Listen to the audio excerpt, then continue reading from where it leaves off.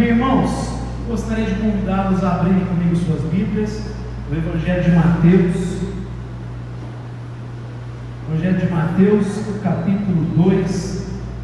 Nós vamos ler os versos 1 a 11. Evangelho de Mateus, capítulo 2, de 1 a 11. Ainda, mesmo tendo passado no clima do Natal, falando do grande acontecimento da história humana, que é a encarnação do Verbo. Então, Mateus capítulo 2, a partir do versículo 1 diz assim: Ora, tendo Jesus nascido em Belém da Judéia, nos dias do rei Herodes, eis que alguns homens sábios vieram do Oriente a Jerusalém, dizendo: Onde está aquele que é nascido rei dos judeus? Pois nós temos visto a sua estrela no Oriente e viemos para adorá-la. Ouvindo essas coisas, o rei Herodes ficou preocupado, e toda Jerusalém com ele. E quando ele tinha reunido todos os principais sacerdotes e os escribas do povo, perguntou-lhes onde havia de nascer o Cristo. E disseram-lhe: em Belém da Judéia, pois assim está escrito pelo profeta: E tu, Belém da Judéia, na terra de Judá, não és a menor entre as capitais de Judá, porque de ti virá um governador que há de governar o meu povo Israel. Então Herodes, chamando os homens sábios em particular, inquiriu diligentemente deles acerca do tempo em que a estrela lhes aparecera, e enviando-os a Belém, disse: Ide e perguntai diligentemente pelo menino, e quando achardes, tragam-me a palavra novamente, para que eu também vá e o adore. Mentiroso. Tendo eles ouvido o rei, partiram, e eis que a estrela que tinham visto no Oriente ia diante deles até chegar e parar sobre o lugar onde estava o menino. E vendo a estrela, regozijaram-se com grande júbilo. E entraram na casa, eles viram o menino com Maria sua mãe, e prostrando-se o adoraram, e abrindo seus tesouros, ofertaram dádivas, ouro, incenso e mirra. Pai, te damos graças pela tua palavra e pedimos que nesse momento o Senhor venha direcionar a nossa reflexão, levando cativo nossa mente e coração à tua presença, para que a tua palavra venha surgir efeitos na nossa vida. É o que nós pedimos em nome do teu Filho Jesus. Amém. Meus irmãos, todo início de ano, fim de ano, essa virada, é comum em muitas igrejas, especialmente no Brasil, o pessoal fazer campanha. Campanha de Gideão.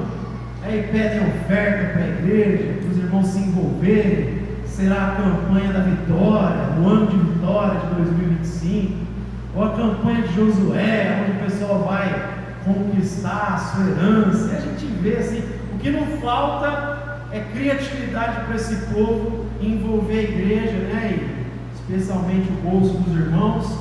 E eu gostaria nessa manhã de iniciar uma campanha com a nossa igreja. Queria convidar você a aderir à nossa campanha para o ano de 2025 também. Mas a campanha que eu gostaria de propor aqui, ela tem a ver com esse acontecimento do Natal, do nascimento de Cristo Jesus, e expressa, especialmente pelo escritor C.S. Lewis, ao falar sobre isso. Ele vai dizer na sua obra clássica, Cristianismo Puro e Simples, que o cristianismo é a história de como o rei por direito entrou disfarçado em sua terra natal e nos chama a tomar parte em uma grande campanha de sabotagem. O cristianismo é a história de como o rei por direito entrou na sua terra natal e nos chama a tomar parte em uma grande campanha de sabotagem. A minha proposta para a nossa comunidade, especialmente no ano de 2025, é que você venha aderir a essa campanha de sabotar as obras das trevas no próximo ano, de uma maneira ainda maior do que você possivelmente tem feito. Aderirmos a essa campanha de destruir as obras do diabo, de irmos na contramão do império das trevas, sermos de fato aquilo que fomos chamados para ser, sal da terra e luz do mundo. Uma comunidade que propõe vida onde passa, porque nela ela tem a vida do próprio Cristo. Então que nós venhamos aderir a essa campanha de Natal, sabotagem das obras das trevas. Mas para que a gente venha aderir a essa campanha de sabotagem, é preciso entender alguns fatores que esse texto nos transmite. O primeiro deles, se você, assim como eu, deseja fazer parte dessa campanha de sabotar as obras das trevas, de sabotagem ao reino terreno, aos sistemas caídos, é preciso primeiro ter em vista a tática divina. A tática divina tem a ver com o que Lewis diz, essa tática do disfarce.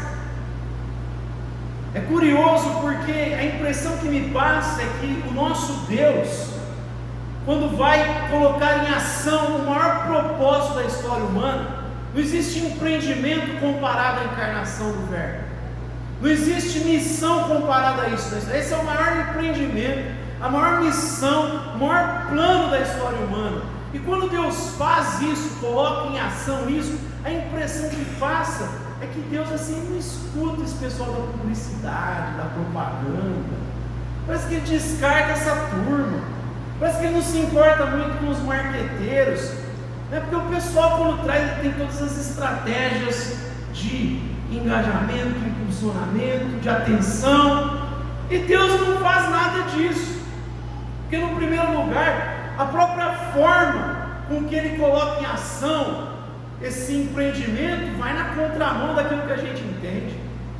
Que se ele é o rei por direito, na nossa mente nós ficaríamos imaginando que ele deveria descer com um cavalo, como um poderoso guerreiro, ou quem sabe trazer o seu trono e mostrar a sua grandeza, de modo que todo mundo ia se curvar a ele, se prostrar. Os romanos ficariam apavorados diante dessa glória. Mas não, ele não vem como um poderoso guerreiro, ele não vem como um rei cheio de glória e majestade, ele não nasce no palácio, ele não se compactua com a grandeza humana, com os poderosos, ele não tem relação com a corte, ele entra de uma forma simples, ele entra e se submete ao ciclo natural da vida, ele vem como um menino. Um teólogo herege do Brasil, que ele fala uma verdade, né? Ele diz assim: todo homem quer ser rei, todo menino quer ser homem, todo homem quer ser rei, só Deus quer ser menino. Isso ele acertou. Deus entra de uma forma simples, submetendo-se ao ciclo natural, vai crescendo, vai vivendo boa parte da sua vida no anonimato, trabalha mesmo conhecendo tudo. Ele, ao invés de seguir o caminho dos rabinos, né, porque ele excedia muito, antes da própria idade ele já está lá deixando os doutores de boca aberta com a sua sabedoria, mas ele vai trabalhar com seu pai, vai aprender o ofício do seu pai, ele entra de uma maneira simples na história. A forma de Deus trabalhar vai na contramão daquilo que eu tenho certeza que, se fôssemos nós no lugar, faríamos. A gente fala: não, tem que vir como a maioria dos judeus esperava, como um poderoso guerreiro. A forma não vai da forma que os publicitários provavelmente iriam propor, mas a geografia também não é favorável. É a Belém, a pobre Belém, é decretado lá pelo profeta Miqueias: tu, Belém Efrata, vai vir o Salvador, que é Cristo. Mas é uma cidade pequena, não é Jerusalém o centro religioso da nação, seria um lugar muito mais adequado para o rei vir aparecer. Não, ele vem na pobre Belém, uma geografia desfavorável. O tempo também não é oportuno segundo a nossa ótica. Por isso que eu falei que Deus não deve ler trabalho publicitário, né? Não é possível, ele não está olhando o que estão dizendo aí os nossos marqueteiros.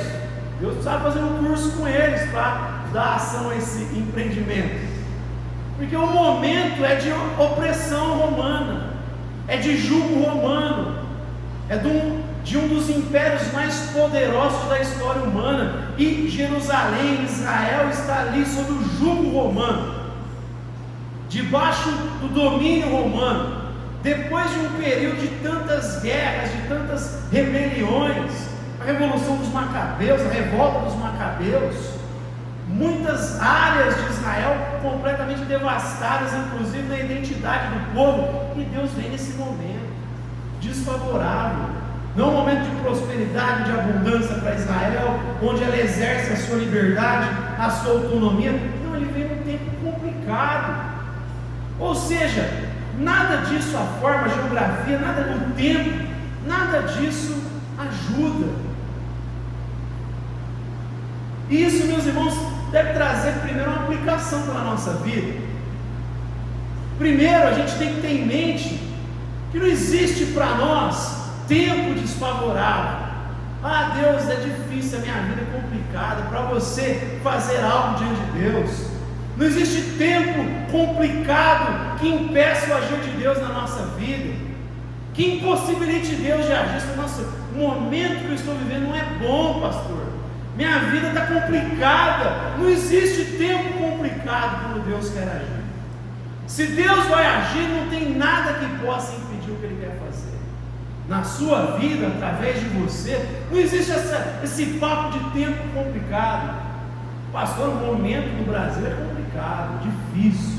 O senhor está falando de aderir uma campanha, de ser luz no Brasil, no momento onde tiranos estão no poder, no momento onde estão rasgando a nossa Constituição, no momento onde o STF está fazendo tantas atrocidades, saindo fora da sua área de atuação muitas vezes. O momento é complicado, pastor. Não existe momento complicado para quem tem Deus ao seu próprio lado. As portas do inferno não podem prevalecer contra a minha igreja, disse Jesus. Não existe geografia difícil, não, pastor. Complicado, você não sabe de onde eu vim. O senhor fala isso, o senhor não sabe da casa que eu fui criado, como foi difícil, como eu tive uma infância complicada, um pai ausente, ou uma mãe ausente, ou um pai separado, eu não tive pai. Você não sabe aonde eu passei. Meu irmão, não existe geografia que impeça o agir de Deus. Isso é uma primeira aplicação que a gente tem que ter no coração, porque para o maior empreendimento da história humana acontecer, não foi necessário um tempo favorável, uma geografia favorável, uma forma favorável. Deus, quando faz, não tem diabo, não tem poder, não tem ninguém que possa barrar aquilo que Ele quer fazer. Amém? E uma segunda aplicação aqui, meus irmãos, para nós termos em mente, é que como Deus prefere agir muito mais no ordinário do que no extraordinário. Deus age na maior parte do tempo no nível do comum, no cotidiano. Como eu disse aqui, 30 anos da vida de Jesus são feitos no anonimato, na vida comum do lar, como carpinteiro, para mostrar que não existe área que pertence a Deus e outra que não pertence. Se Jesus passou a maior parte da sua vida vivendo no anonimato, no cotidiano, fazendo coisas comuns da casa, trabalhando, significa que não existe trabalho que você faça que não seja para Deus, que o que você faz não é uma coisa irrelevante quando não é feita dentro das quatro paredes da igreja, porque tudo que a gente faz é para Deus e para a glória de Deus. Amém? Isso tem que dar significado para o nosso trabalho. Isso tem que dar significado para aquilo que a gente faz de segunda a sexta, de segunda a sábado, sei lá, os dias que você trabalha. Significativo não é o que eu faço aqui, significativo é tudo que eu faço quando feito para a glória e para o louvor de Deus. Amém? E Deus usa muito mais o ordinário para nos moldar. É no ordinário que a gente é moldado, que a gente é forjado por Deus. Pensa até na nossa perspectiva enquanto cristão. Deus age especialmente nos formando através do sacramento da palavra, da ceia, da comunhão dos santos, do estudo bíblico, dos devocionais, da meditação, da oração. São nas coisas ordinárias que Ele nos nutre. O que tem de crente sempre procurando o extraordinário está escrito. Se Deus não se manifestar de uma maneira diferente no culto, eu cair em prantos, chorando, se não arrepiar o cabelo no meu braço, se não tiver um barulho, se alguém não cair no meio do culto, se não tiver uma coisa diferente, Deus não agiu. quando na verdade Deus age na maior parte do tempo no ordinário, porque é assim que acontece na nossa própria vida. Eu sempre faço a comparação disso com a nossa alimentação. O que te nutre é o arroz, feijão, a carne, a proteína, o carboidrato. É isso que te nutre. Você pode, vez por outra, lá comer um algodão doce, um sorvete? Pode. Quem que não gosta de um gelato lá, né? Pena que dói no bolso, no nosso caso, é bom. Mas se eu me alimentar de gelato todo dia, você pode ter certeza que você não vai durar muito. Se a tua dieta for feita de gelato, você não dura muito tempo. Isso é bom, eventualmente. O que te nutre é o cotidiano, é o ordinário. E Deus, na maior parte do tempo, nos nutre no nível do ordinário. É assim que Ele forja a nossa vida.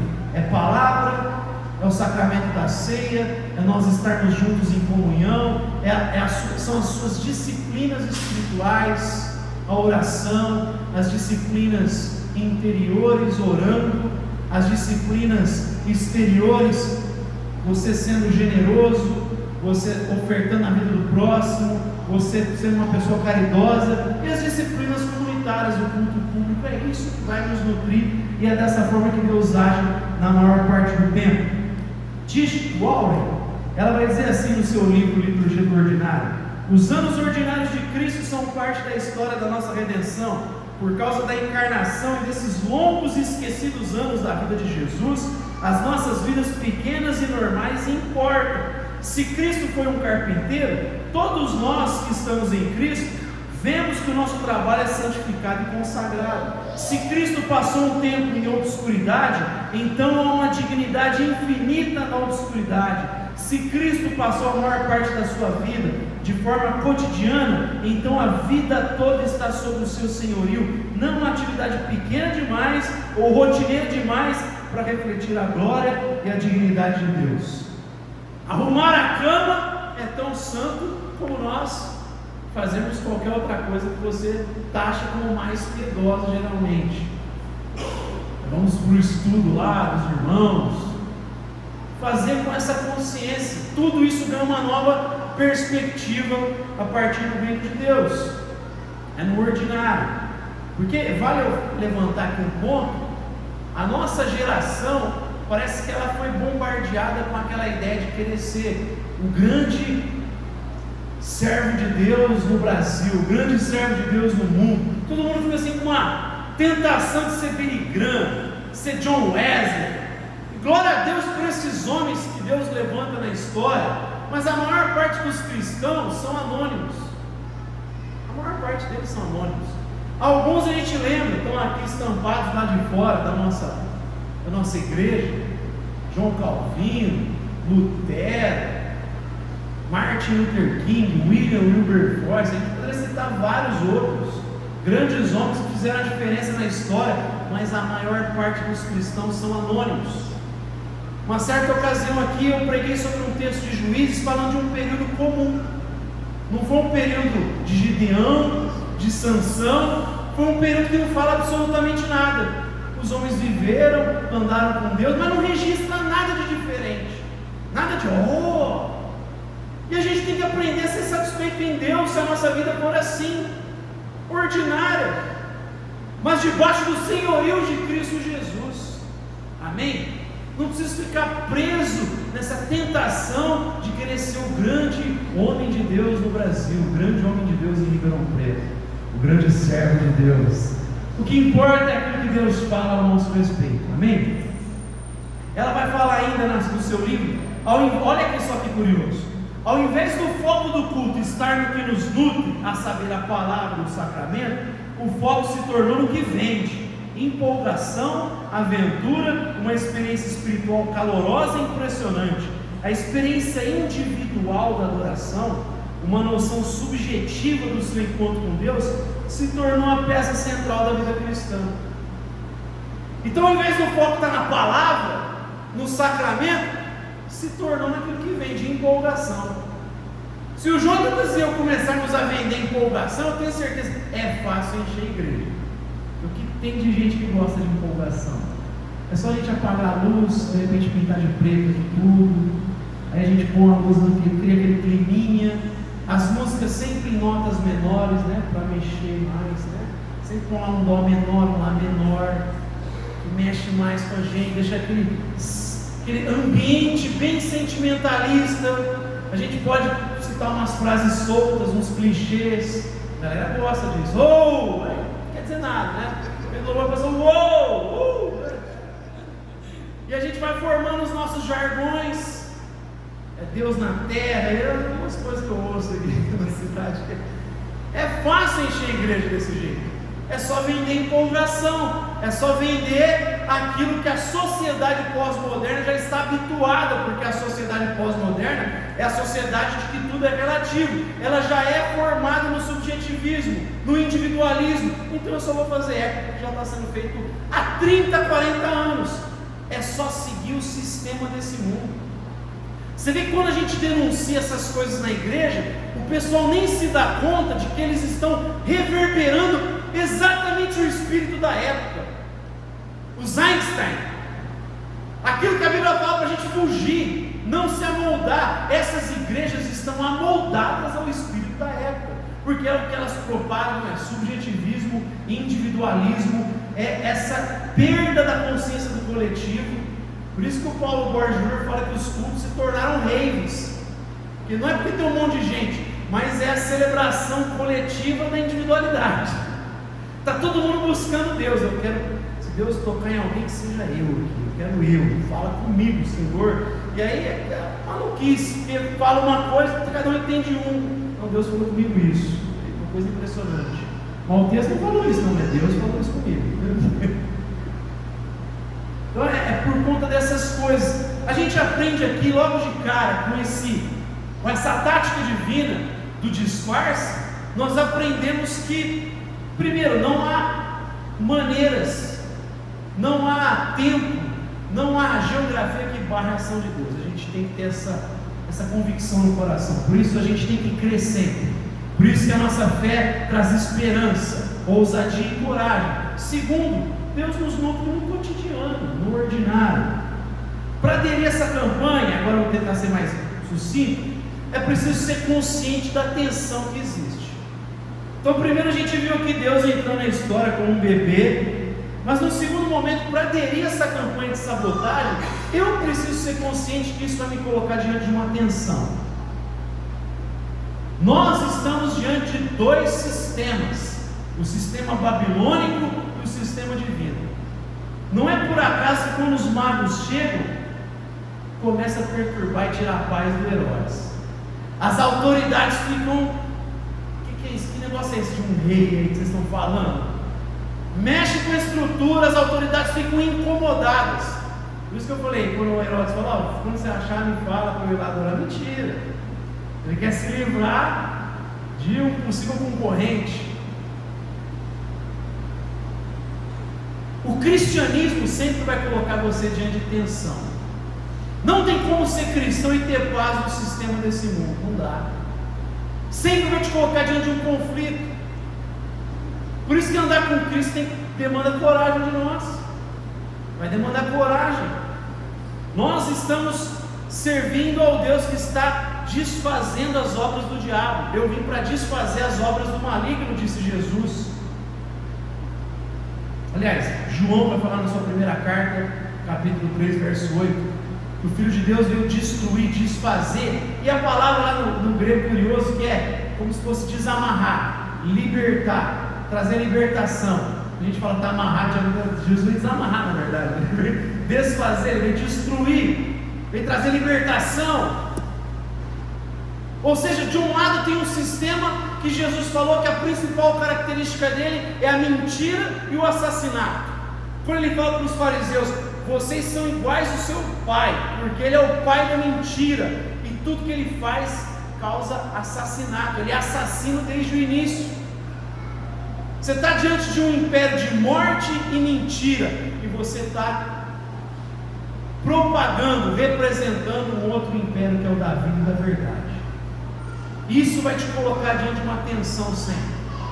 Mas nós lutamos com as armas corretas. Paulo diz 2 Coríntios 10, 5, que as nossas armas não são carnais, mas poderosas em Deus para destruir sofismas. Sofisma é uma falsa filosofia, parece uma coisa interessante, mas é mentirosa, não é verdadeira. E o papel do cristão é mostrar inconsistência dos pensamentos desse mundo. Por isso que a gente não pode se conformar a esse século. Então o nosso papel é mostrar através do cristianismo que o materialismo dialético não tem coerência nele, consistência nele. É mostrar que qualquer outro tipo de ideologia, o wokeismo nos nossos dias, essa cultura woke, é mostrar isso aqui não se sustenta. Olha aqui, ó, não tem coerência. E a gente desarticular, desmontar, mostrar que aquilo é um sofisma, que as falsas teologias que são pregadas no púlpito, que dão eco para a cultura woke, ou para qualquer outro tipo, eu falo dela porque ela está mais presente nos nossos dias, é nós usarmos essas armas, mas ter certeza que isso vai te trazer problema. Você quer ser cristão e não ter problema? Eu citei o Lewis aqui no início, ele falou assim: se você quer uma religião que te deixe confortável, definitivamente eu não aconselho o cristianismo para você. Olha para a vida dos profetas, a maioria foram mortos. Olha para a vida do próprio Cristo, que morreu com 33 anos de idade. Olha para a vida dos apóstolos. Às vezes Deus dá graça para alguns avançarem em saúde, chegarem à velhice.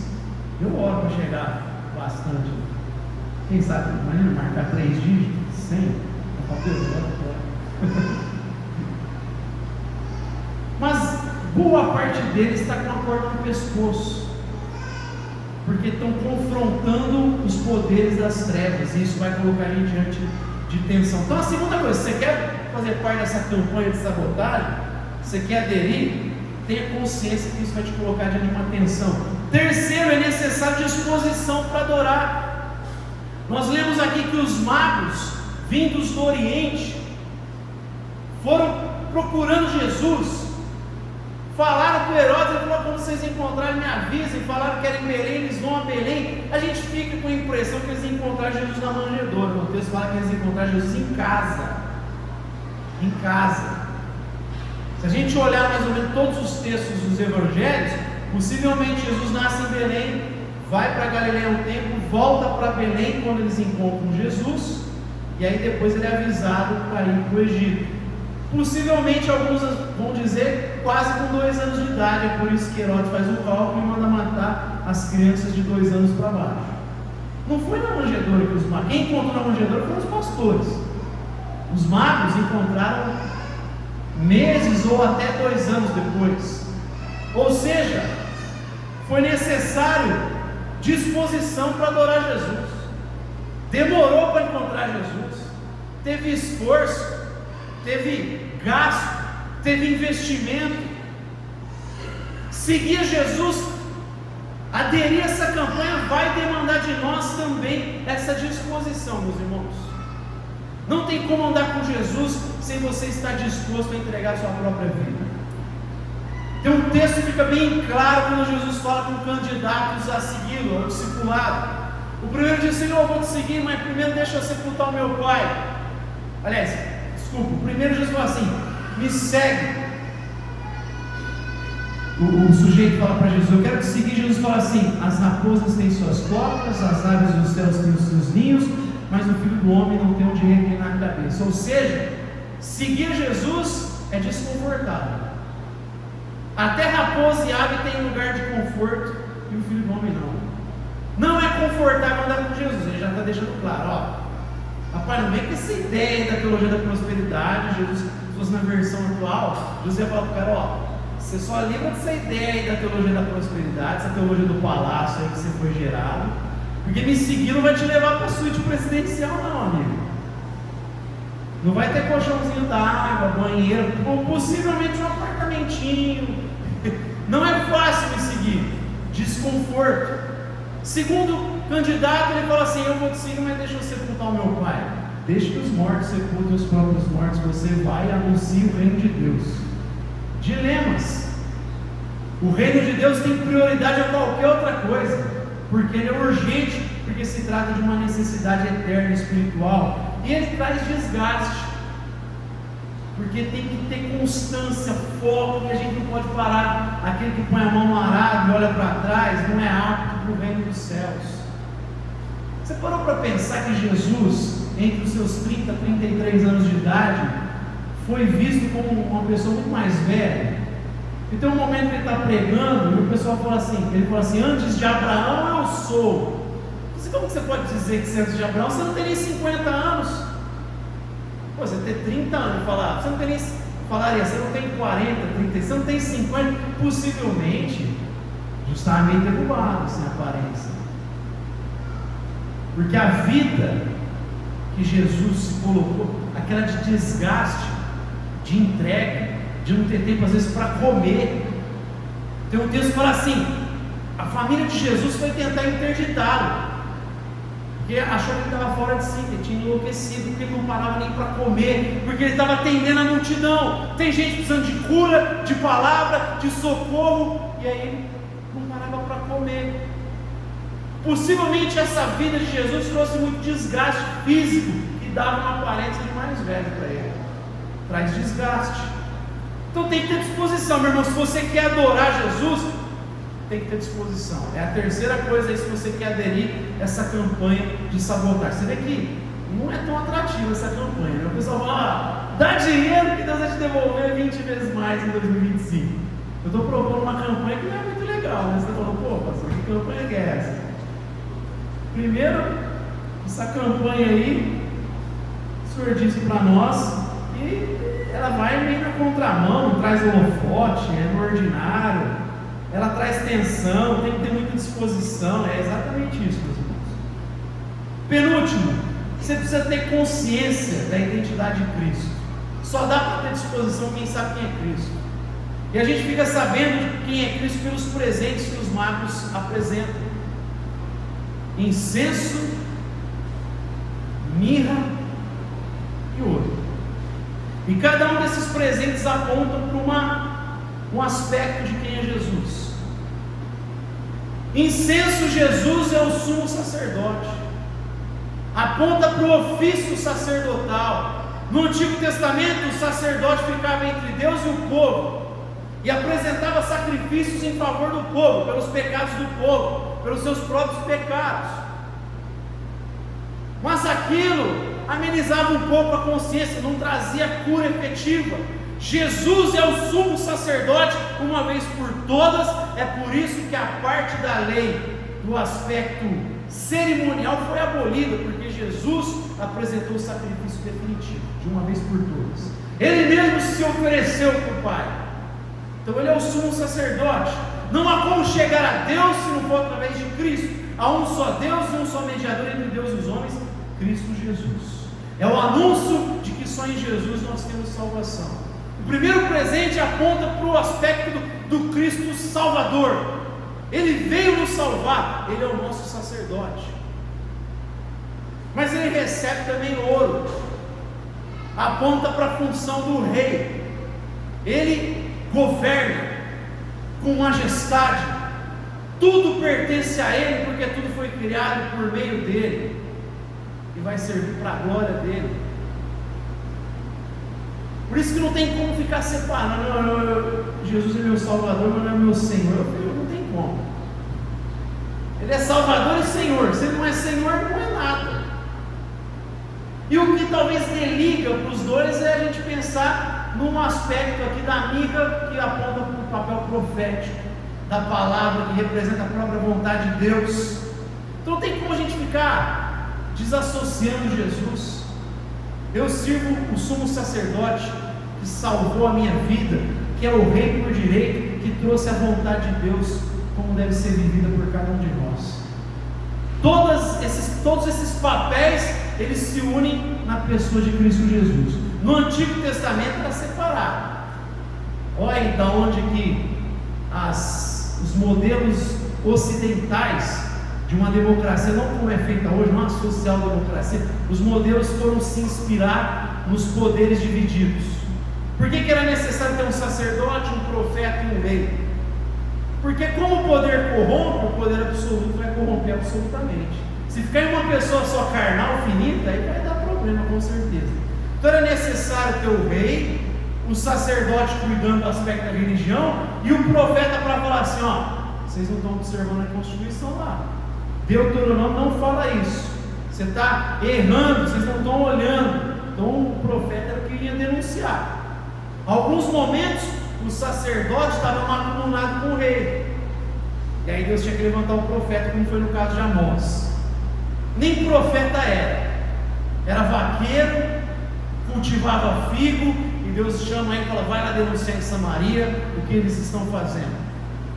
Esse pessoal não está olhando para o faminto, para o pobre, está vivendo E aí Amós vai lá e denuncia não apenas o rei, ele denuncia o sacerdote. Vai denunciar o sacerdote. Precisa ter essa divisão. Mas já que Cristo é perfeito, ele une essas três funções. A gente tem que ir tendo consciência de que só Ele nos salva, de que Ele representa a vontade divina, é a exata expressão do Pai, e tem que governar sobre as nossas vidas. E isso vai trazer uma quinta implicação: para aderir à campanha de sabotagem, não tem como nós sermos fiéis aos governos e poderes terrenos. Você vai ter que ser infiel. Se você aderiu à campanha de sabotagem, muitas vezes nós seremos infiéis aos governos terrestres. Não tem como ficar aliançado com ideologias humanas, com representantes de ideologias, não, esse aqui, né, atribuindo características a essas pessoas que só Cristo tem. Como você está comprometido com o reino de Deus, não tem como, em algum momento você vai ser infiel. Não, aí não dá para ir não, cara, não tem jeito. Isso aí está contra a minha fé, né? Impossível eu seguir nessa linha. Ser infiel, que é o que os magos fizeram, são orientados pelo anjo para não voltar. E aí que curioso, porque o texto fala assim, a ideia lá é que eles enganaram Herodes. A expressão grega lá, o grego koiné, é que eles enganaram, a ideia de zombaria, ridicularização. Ou seja, na versão minha, atualíssima, Herodes foi trollado. Trollaram Herodes. Vamos voltar. Ele ficou esperando, os caras não vão voltar para me avisar. Ele, não, já foram embora, te trollaram, você nem percebeu. Você foi trollado pelos magos. Deus te trollou, Herodes. Você está achando que você é poderoso, você tem controle de tudo? Você acabou de ser trollado pelo bebê. Não tem como, meus irmãos. E a proposta diabólica para nós é exatamente uma vida de ambiguidade. A proposta de Satanás para nós é parecida com a proposta de Faraó para Moisés. Vai adorar no deserto, mas fica pertinho e ora por mim também, disse Faraó. Acende uma vela lá para o seu Deus, manda para mim. Vive na ambiguidade, fica próximo da minha jurisdição, onde eu tenho alcance da tua vida. É isso que o diabo quer para você e para mim. Serve a Deus, mas eu quero ter alcance na tua vida. Serve a Ele com reservas. Não coloca tudo diante dele. Deixa algumas áreas aí, fica próximo, eu quero ter influência sobre a tua vida. Moisés fala, não. Aí ele fala, tá bom, depois de pragas, ele fala, tá bom, vai, mas vão só os homens. Fiquem as mulheres, fiquem as crianças, fica os recursos, o gado. Moisés fala, não. Ou seja, vai você, não envolva a tua casa na adoração a Deus, não envolva a sua família, não converta o seu bolso, vai só você. Você tem que servir a Deus assim, dividido, com ambiguidade. E aí Moisés fala, não. E por fim, depois das outras pragas, ele fala assim, não, então vão os homens, as mulheres, as crianças, mas fica o gado. Fiquem as posses. E Moisés vai falar assim para ele, você não está entendendo, Faraó, não vai ficar um casco no Egito, não vai ficar uma unha debaixo da tua jurisdição, não vai ficar nada, que tudo o que nós somos e o que nós temos vai ser colocado para o culto a Yahvé. E essa tem que ser a nossa posição, não dá para negociar com o Faraó. Crente não negocia com o poder terreno. Ou a gente serve a Deus integralmente, ou a gente não serve a Deus. Não existe servir a Deus parcialmente, 99%. Se o diabo tiver acesso a 1% da nossa vida, ele fica satisfeito com isso, porque aos poucos ele consegue ir destruindo e impedindo o nosso culto a Deus. É isso exatamente que ele quer, impedir o nosso culto a Deus. Eu oro para que a tua disposição para o próximo ano seja ainda mais intensa. Eu falo, eu quero aderir a essa campanha de sabotagem. Amém? Se você deseja aderir a essa campanha, fique de pé. Vamos orar juntos, nos colocando diante de Deus.